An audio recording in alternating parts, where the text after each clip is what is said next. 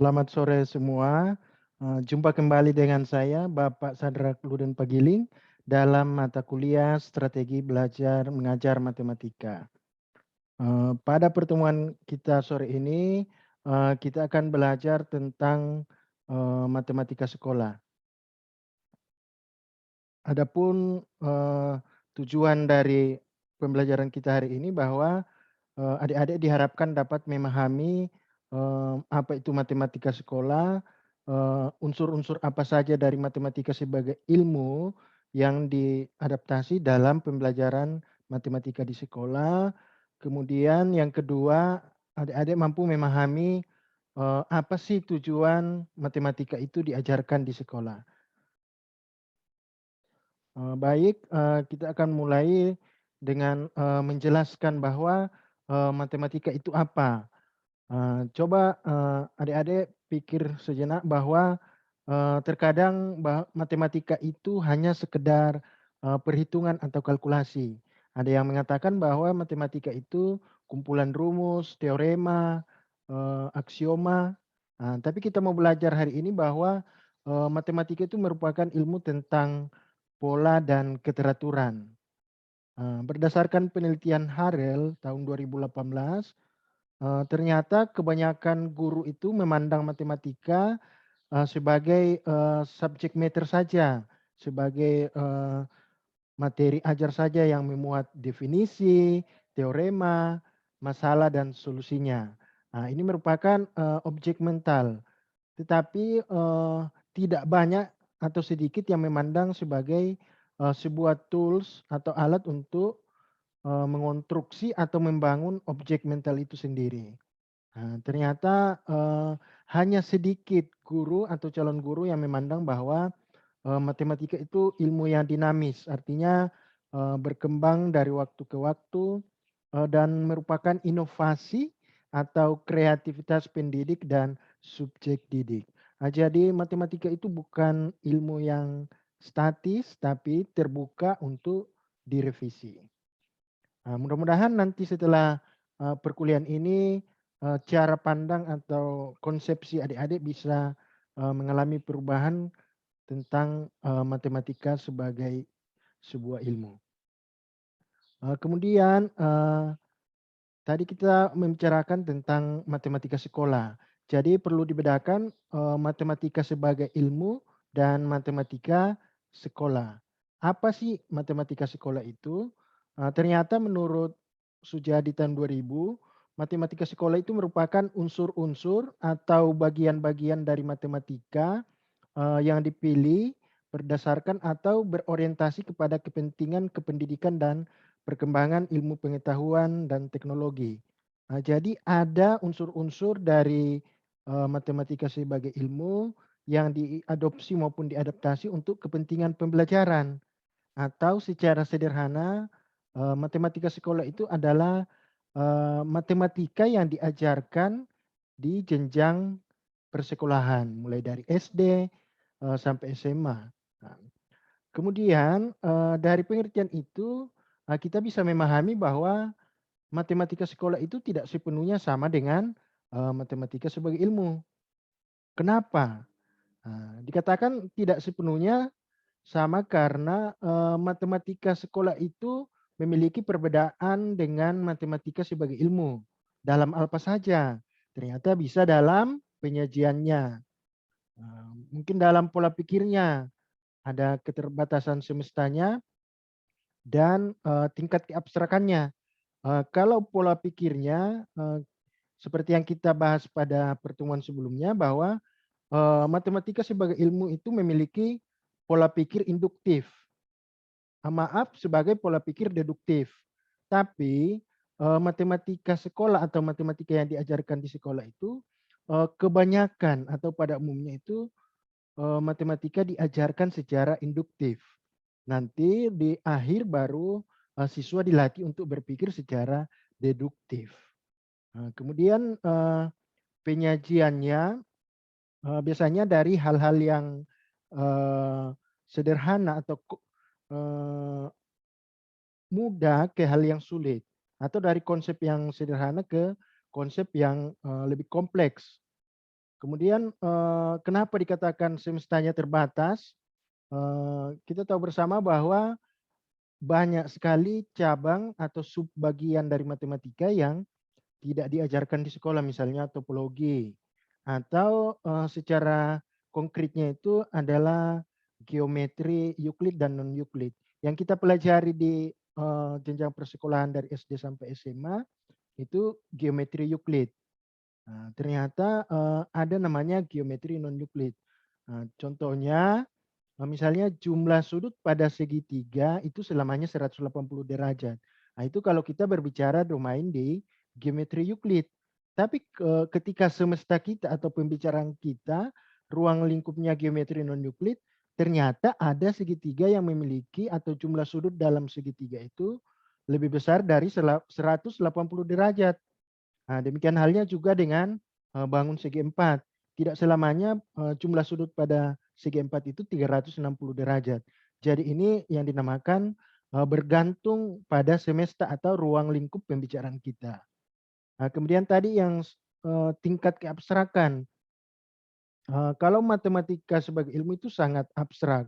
Nah, tetapi dalam matematika di sekolah eh, memang abstrak tapi sudah disajikan secara real atau konkret.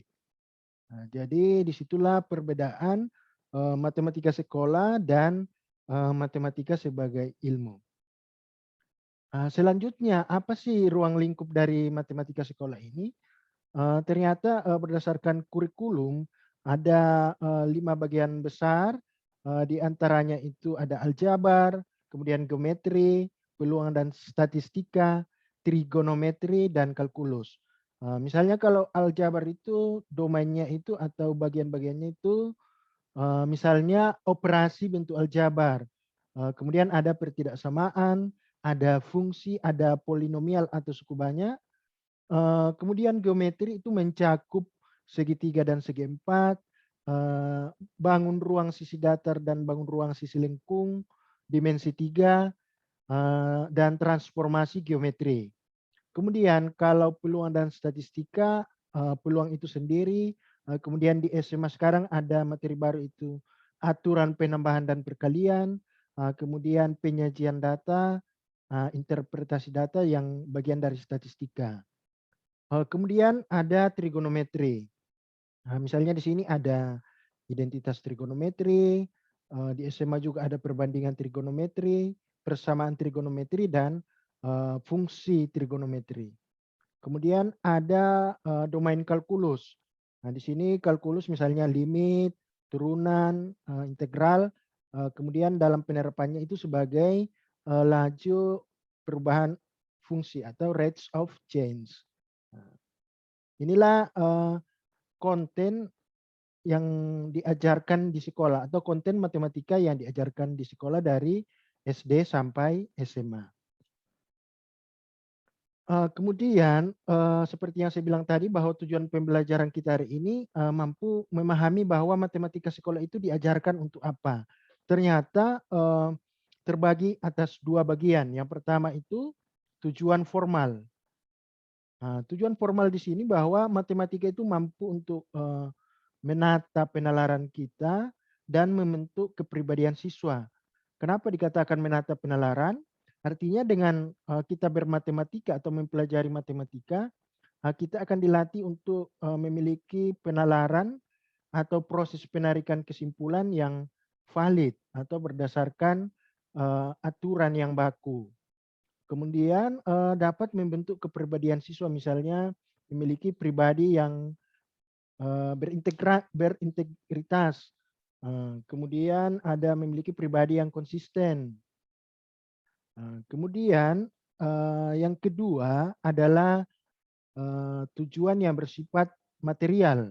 Nah, ini ada di dokumen kurikulum bahwa matematika itu diajarkan supaya siswa atau peserta didik itu mampu dalam memecahkan masalah dan menerapkan matematika dalam kesehariannya, tentu untuk memecahkan masalah sehari-hari. Selanjutnya, secara rinci tujuan kita belajar matematika itu Yang pertama itu ada pemahaman konsep. Artinya di sini bahwa peserta didik atau siswa itu diharapkan untuk memahami konsep matematika atau ide-ide matematika.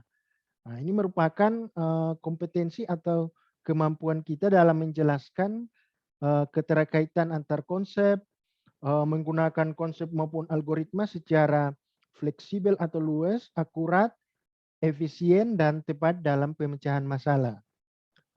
Yang kedua itu pemecahan masalah. Nah, di sini peserta didik itu diharapkan untuk mampu mengenali dan menggunakan pola sebagai dugaan dalam penyelesaian masalah. Jadi bukan menghafal rumus, tapi melihat kepada pola-pola. Nah, dari pola ini nanti menuntun siswa untuk sampai kepada generalisasi atau perumuman dari hal-hal khusus ke fenomena yang lebih umum. Kemudian yang ketiga ada penalaran matematika. Di sini dikatakan bahwa peserta didik mampu menggunakan penalaran pada sifat, melakukan manipulasi matematika. Jadi di matematika itu ada manipulasi tapi ini konteksnya positif. Artinya kita misalnya memanipulasi bentuk aljabar, bentuk geometri untuk sampai kepada sebuah kesimpulan. Jadi intinya penalaran ini adalah mampu menarik kesimpulan. Nah, misalnya dalam penyederhanaan, menganalisis komponen yang ada, dalam pemecahan masalah dalam konteks matematika maupun di luar matematika, misalnya kehidupan nyata, ilmu-ilmu lain misalnya fisika, kimia, biologi, bahkan ilmu sosial misalnya ekonomi. Kemudian selanjutnya ternyata matematika itu sebuah alat komunikasi.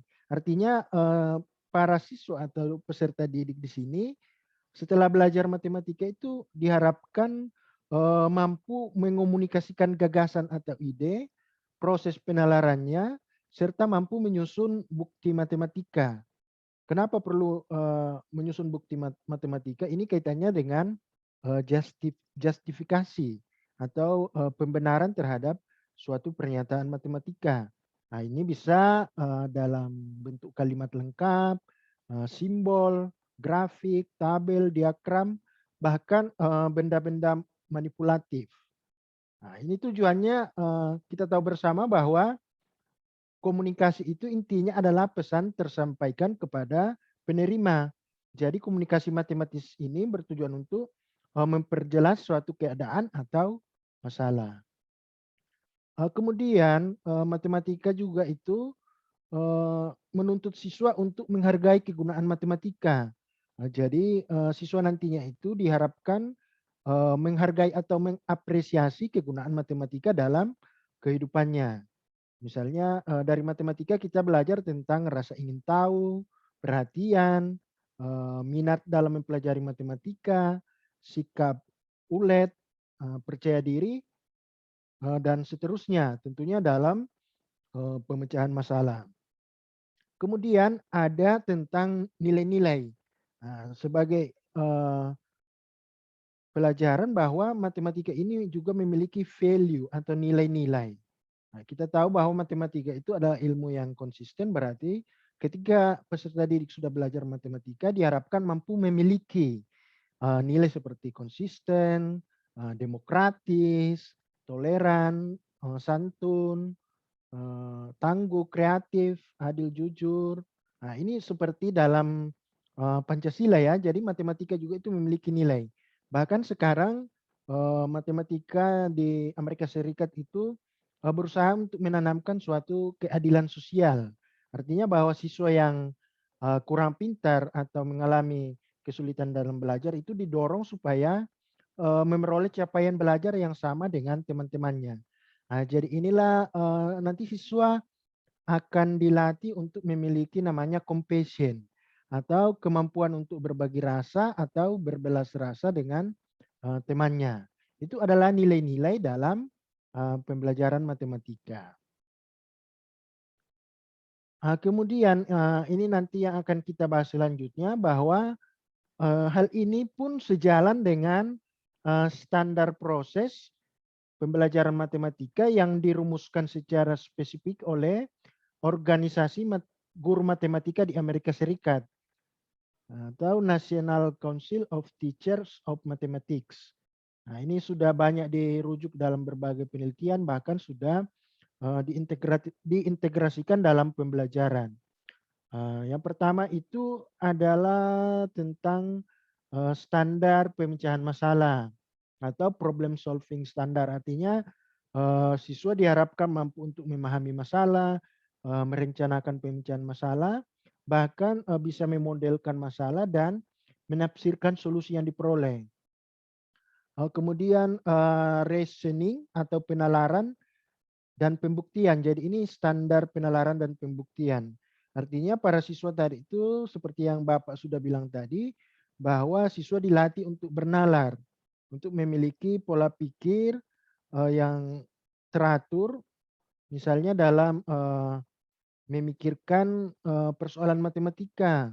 Jadi tujuan dari penalaran ini intinya adalah mampu menarik kesimpulan.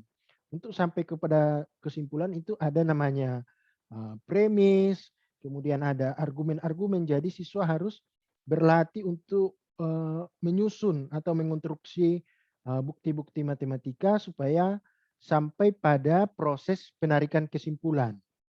Nah, dia di sini ada namanya justifikasi, artinya membenarkan argumen-argumen yang sudah dibangun tadi.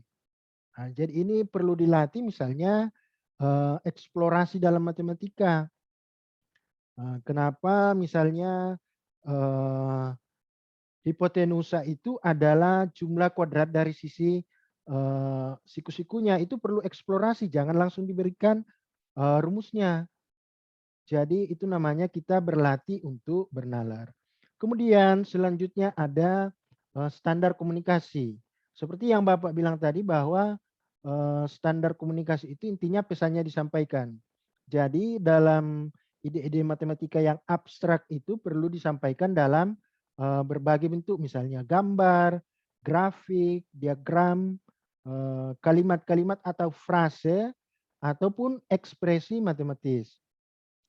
Nah, kemudian ada namanya standar koneksi. Kalau koneksi ini, nah istilahnya kalau kita punya koneksi itu berarti kita punya pertautan atau hubungan dengan pihak lain. Nah, begitu juga dengan matematika. Matematika itu berhubungan erat dengan berbagai ilmu lain. Misalnya dalam kimia ada peluruhan zat kimia. Atau dalam fisika ada misalnya gerak lurus beraturan, di situ ada konsep percepatan dan menggunakan konsep dari turunan. Kemudian halnya dalam biologi ada persilangan, tentu itu sangat erat kaitannya dengan matematika. Kemudian misalnya lagi ekonomi, misalnya fungsi permintaan dan penawaran itu dapat dinyatakan dalam persamaan matematis. Nah, jadi itu adalah koneksi matematika dengan ilmu lain. Kemudian yang kedua lagi adalah koneksi di antara konsep matematika itu sendiri. Nah, itu misalnya dalam geometri ada melibatkan aljabar, misalnya tentang rumus atau formula dari teorema Pitagoras. Itu kan di situ ada konsep akar, ada konsep persamaan kuadrat, kemudian ada konsep tentang sisi dan sudut. Jadi itu adalah melibatkan hubungan di antara konsep matematika itu sendiri. Kemudian yang ketiga tentang koneksi matematis adalah koneksi matematika dengan kehidupan kita sehari-hari. Nah, misalnya kita ingin berbelanja tentu melibatkan proses berpikir matematika kita atau ingin merencanakan tabungan, nah itu kan sangat erat kaitannya dengan matematika. Yang terakhir itu ada namanya standar representasi. Artinya mampu menyatakan matematika dalam bentuk lain. Ini sangat erat katanya dengan komunikasi. Kalau kita mau memahaminya atau mampu membedakan dengan komunikasi, kita ingatnya kalau representasi itu adalah anggota DPR kita. Anggota DPR kita itu mewakili suara kita atau suara rakyat Indonesia. Misalnya ada anggota DPR RI dari Kabupaten Merauke. Tentu itu adalah mewakili aspirasi kita. Nah, demikian juga dengan matematika, eee, representasi ini adalah suatu susunan atau konfigurasi objek yang dapat, mewakili atau menyimbolkan, ide-ide matematika. Nah, ini terbagi dua, ada internal artinya proses berpikir kita, kemudian ada, eee, representasi eksternal atau sebuah produk dari berpikir kita. Nanti ini kita akan bahas secara khusus dalam, pertemuan kita selanjutnya. Demikianlah, pertemuan kita hari ini. Jika ingin bertanya bisa, mengirim email ke alamat email yang tercantum dalam slide ini. Terima kasih atas perhatiannya, tetap semangat dalam belajar dan sampai jumpa di video-video selanjutnya.